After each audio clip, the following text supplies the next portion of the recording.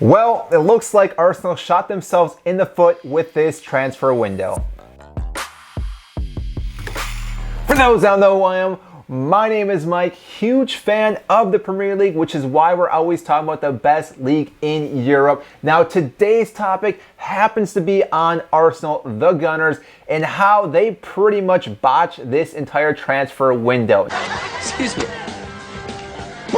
Now, if you've been living under a rock and didn't know this, Arsenal have been dealing with issues with Aubameyang, and he was actually let go on a free transfer. He ended up going to Barcelona, but backing that story up, it just seems so crazy that they would let go this player. Yes, I know there was issues with Mikel Arteta and Aubameyang with something with traveling and then not being on time, something along those lines. I'm sure there's more behind the scenes, but the fact that they let this player go who pretty much dragged this team across to an FA Cup final, got them a trophy when pretty much Arsenal was looking terrible, and then they do this to a player, it just shows you that this is the club that really doesn't care about some of the players that really shone brightly. Yes, you could say in the last couple months he has been doing pretty terrible, but that being said, prior to that, he was one of the best strikers in the Premier League and in the world. I know some people may argue and disagree with that, but if you look at his number, I think he was in the top 15 strikers in the last decade. So again, this is a player that definitely knows how to play the game and score goals,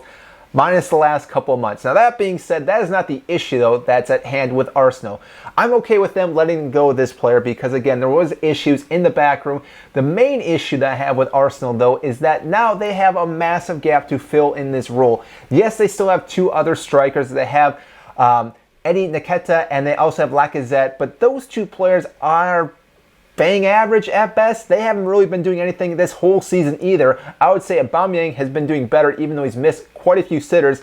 Now they have to rely on these two players for the rest of the season because they weren't able to bring in another striker, which again, I know they were trying to, but it seems like they were trying to lowball a bunch of different clubs and therefore didn't find a single striker to come in this January window. Yes, they were able to bring in a defender from the MLS, but again, that won't be until next season when he actually comes in. So therefore, they actually didn't bring anyone in this January transfer window, which, like I said, is a massive blow to Arsenal. Now, they are currently sitting in 6th position. Yes, they have a few games in hand on West Ham, so they could bump up a little bit higher in the table, but with them now losing that position of a striker, a guy that can score goals, and not bringing someone in to, juvenize this whole squad and really help this team out, this could be a massive issue for Arsenal. Now, I know you could say, yes, there are different players that can play these different positions.